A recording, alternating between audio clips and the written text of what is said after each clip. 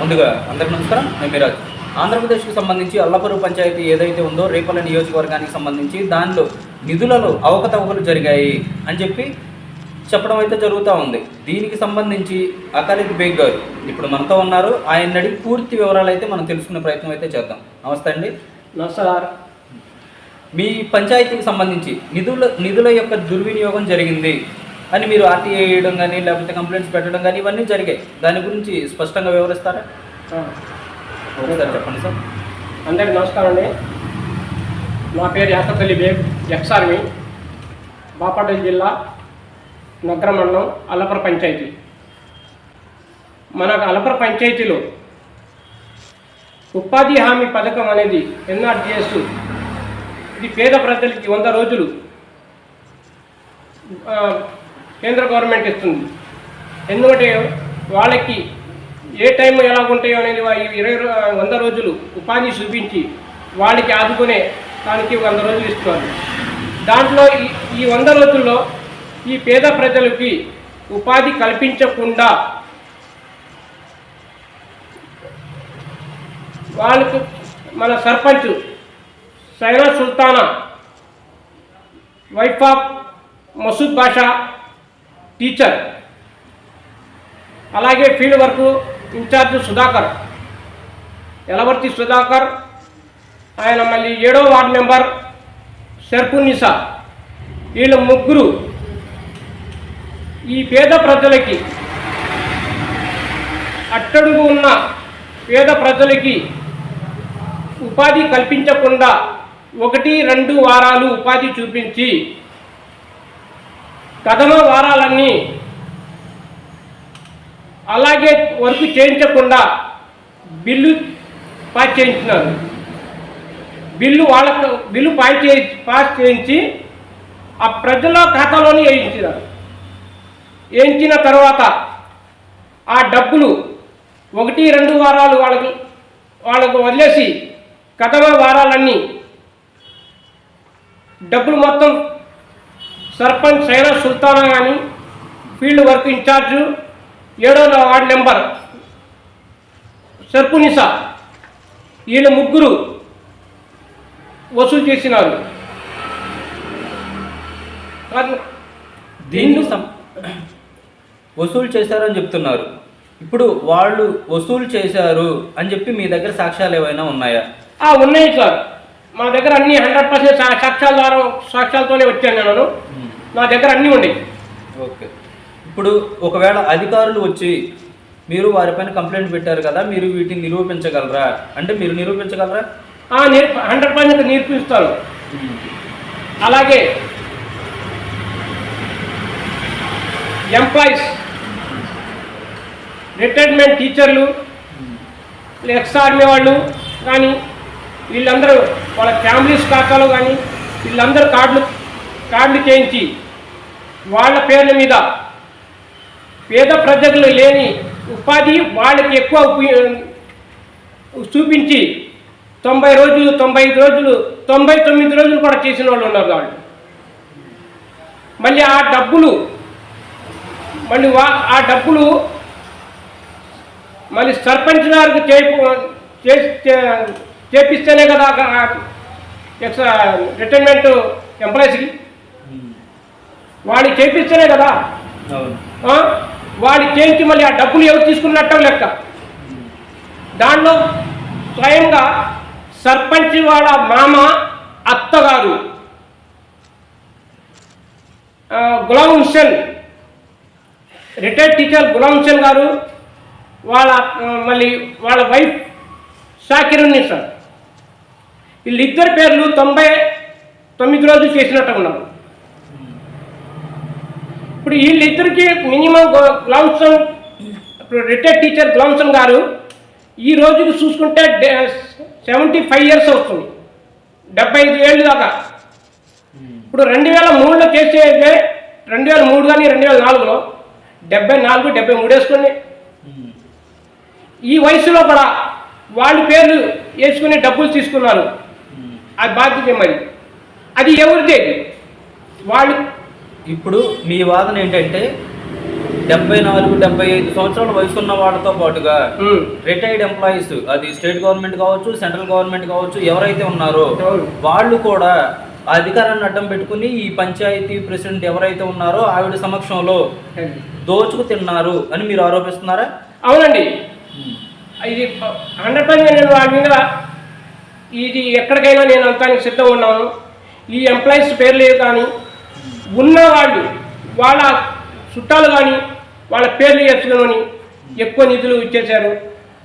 అదికాక పేద ప్రజల పొట్టగొట్టి, నేను పేద ప్రజల సమక్షంలో పక్షాన ఉంటా. నేను ఎప్పుడు వాళ్ళ పక్షానే నేను పోరాడతాను. ఎందుకంటే ఉన్నవాడు ఎలాగైనా బతుకుతాడు, పేద ప్రజలు ఎలా బతుకుతారు. ఎగ్జాంపుల్, ఇప్పుడు వర్షాకాలంలో వచ్చింది, పనులు లేవు, అలాంటి ఆధారాలు వాళ్ళకి. అది కాక వర్క్ మినిమం ఏప్రిల్ మే జూన్లో నడుస్తాయి. తర్వాత మన కాలంలో వస్తాయి, పొలం పనులు వస్తాయి, దాని తర్వాత చేయరు. అయినా కూడా November, August, September, October, November, డిసెంబర్లో కూడా వర్కులు చూపించున్నారు. అవన్నీ నా దగ్గర ఆధారం ఉంది. ఈ ఆధారాలు ఉంది కాబట్టి నేను ముందుకు వచ్చి ఈ ప్రజల పక్షాన నేను పోరాడుతున్నాను. పేద ప్రజలకు ఎందుకు ఇంత అన్యాయం చేశారనేది నా ఉద్దేశం. అది కాక ఈ ముగ్గురు కొంతమంది ఈ పేద ప్రజల అకౌంట్లలో ఖాతాలో బిల్ చేశారు. కొంతమంది ప్రశ్నించలేకపోయారు. కొంతమంది మేము ఎందుకు ఇవ్వాలని ప్రశ్నిస్తే ఈ షర్ఫునిసా 7వ వార్డు నెంబర్ షర్ఫునిసా, సుధాకరు వీళ్ళు వెళ్ళి మీరు ఇస్తారా ఇవ్వండి, లేకపోతే కొంత మీరు కొన్ని తప్పుడు కేసుల్లో మీరు ఇదవుతారు, ఇచ్చేయండి అని వాళ్ళ మీద చెప్పడం వల్ల వాళ్ళు కొంతమంది ఇచ్చారు. ఇంకా కొంతమంది ఇవన్నీ ఏడల కూడా మీరు ఇస్తే ఇవ్వండి, లేకపోతే వచ్చే ఫీల్డ్లో మీకు మీ పేర్లు తొలగిస్తాము వర్క్ నుంచి అని కూడా భయంగా చేసి తీసుకున్నారు. ఇంకొకటి అంటే, ఇప్పుడు ఈ పంచాయతీ ప్రెసిడెంట్ ఎవరైతే ఉన్నారో ఆవిడ గతంలో ఏ ప్రభుత్వంలో పనిచేశారు, ఇప్పుడు ప్రజెంట్ ఏ ప్రభుత్వంలో పనిచేస్తున్నారు, దాని గురించి కొంత వివరణ ఏదో మీ దగ్గర ఉందంటున్నారు. దాని గురించి ఏమైనా చెప్పగలరా? ఈ మన అలపర్ పంచాయతీ సర్పంచ్ గారు ఇంతకుముందు ప్రభుత్వం టీడీపీలో ఉన్నారు. మన గౌరవమైన మంత్రివర్యులు అనగాని సత్యప్రసాద్ గారు మంచి మనసుతో ఆమెకి సర్పంచ్గా అవకాశం ఇచ్చినారు. అవకాశం ఇచ్చి కూడా గెలిపించుకున్నారు. టీడీపీలోనే గెలిపించుకున్నారు. గెలిపించిన కొద్ది రోజుల్లోనే ఆమె టీడీపీకి వెన్నపోటు పొడిచి వైసీపీలో వెళ్ళినారు. ఎందుకంటే అధికారం అడ్డు పెట్టుకొని దోచుకు తిందామని వెళ్ళిపోయారు. అలాగే ఈ పేద ప్రజల పొట్టగొట్టి కానీ, పంచాయతీ నిధులు కానీ, మైనింగ్ కానీ నిలబెట్టి దోచుకున్నారు. ఇప్పుడు పంచాయతీ నిధులు 15th ఫైనాన్స్ కింద 20 లక్షలు వచ్చినాయి. 20 లక్షల గ్రాంట్ ఏం చేశారు? 15th ఫైనాన్స్ కింద 20 లక్షలు వచ్చినాయి. ఆ గ్రాంట్స్ ఏం చేశారు? జనరల్ ఫండ్ 5 లక్షలు అవి ఏం చేశారు? మళ్ళీ ఇవన్నీ చాలా గ్రాంట్స్ వచ్చినాయి. కేంద్రం నుంచి వచ్చినాయి, జిల్లా పరిషత్ నుంచి వచ్చినాయి, ఇవన్నీ వచ్చినాయి. ఇవన్నీ ఏం చేశారు? అలాగే మైనింగ్ దోసే కనీసం 30 నుంచి 35 లక్షల దాకా మైనింగ్ చేశారు. ఈ డబ్బులు మొత్తం ఏం చేశారు? కనీసం ఈ మొత్తం కలిపితే 70 లక్షల పైనే వెళ్తుంది. మనం 70 చదువుతున్నాము, 70 లక్షల పైనే వెళ్తుంది. అందువల్ల పై అధికారులకు నేను ఒకటే విజ్ఞప్తి చేస్తున్నాను. మన గౌరవమైన మంత్రివర్యులు అనగాని సత్యప్రసాద్ గారికి మనం మన పంచాయతీలో ఏమేమి జరిగింది అనేది అవకతవకలన్నీ చూసి విచారించమని, మళ్ళీ మా పంచాయతీలో ఎంత లొసుబాట్లు అయినాయి అనేది మా డిప్యూటీ సీఎం గారికి నేను విజ్ఞప్తి చేస్తున్నాను. వాళ్ళు వీళ్ళ మీద ఎంక్వైరీ చేసి తక్షణం వాళ్ళ మీద చర్యలు తీసుకుంటారని వాళ్ళకి నమస్కారం చేస్తున్నాను. ఎందుకంటే ఇదన్నీ పేద ప్రజల పట్టకొట్టి తిన్నవాళ్ళు, ఆ పేద ప్రజల సొమ్ము. అది ఒక పంచాయతీ నిధులు అంటే పంచాయతీ నిధులు ఇలా తింటుంటే పంచాయతీ ఎక్కడ డెవలప్ అయింది? పల్లెటూరులో ఇది లేదు, రోడ్డు లేదు, కాలువలు లేవు, ఏం లేవు. ఏంటి ఏ హయాంలో ఒక రోడ్డు పడింది? పోయిన టీడీపీ హయాంలో మట్టికి మా ఊళ్ళో కొన్ని 2-3 రోడ్లు వేశారు, 2 కచ్చాలాగా. ఇంతవరకు మనం ఏ హయాంలో కూడా చూడాల. అది గౌరవ మంత్రివర్యులు అనగారి సత్యప్రసాద్ గారు మంచి మనసుతో అది కూడా ఆ రోడ్లోనే పడింది. ఇప్పుడు అలాగే ఇప్పుడు ఈ గవర్నమెంట్ మన టీడీపీ గవర్నమెంటే కాబట్టి కూటమి ఇప్పుడు కూడా మళ్ళీ డెవలపింగ్ చేస్తారు అని నాకు చాలా నమ్మకం ఉంది. కానీ ఈ దోచుకొని తిన్న వాళ్ళకి సమీం సుల్తానా సర్పంచ్ గారికి అని, ఈ వార్డ్ నెంబరు సర్పంచ్ కానీ, ఈ ఫీల్డ్ వర్క్ ఇన్ఛార్జు వాళ్ళకి సపోర్ట్ చేసినందువల్ల వీళ్ళు ముగ్గురికి విచారించి కఠిన వాళ్ళ చర్యలు తీసుకోవాలని నేను మనస్ఫూర్తిగా కోరుకున్నాము ప్రజలందు.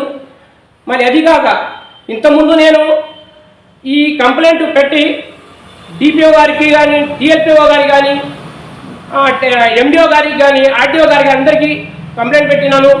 వాళ్ళ ద్వారా ఏ స్పందన నాకు రాలేదు. ఆ స్పందన రాకపోవడం వల్ల నేను గ్రేవెన్స్లో 2 సార్లు ఇచ్చినాను. ఇచ్చిన తర్వాత ఒకసారి పోయిన నెల 18వ తారీఖు మేడం గారు వచ్చారు, ఏడీఓ మేడం గారు. వచ్చిన మేడం గారు ఎంక్వైరీ చేయాలి కదా, ఎంక్వైరీ చేయకుండా సర్పంచ్ చెప్పినట్లు రాసుకొని వాళ్ళు సంతకాలు పెట్టించారు, వాళ్ళు వెళ్ళిపోయారు.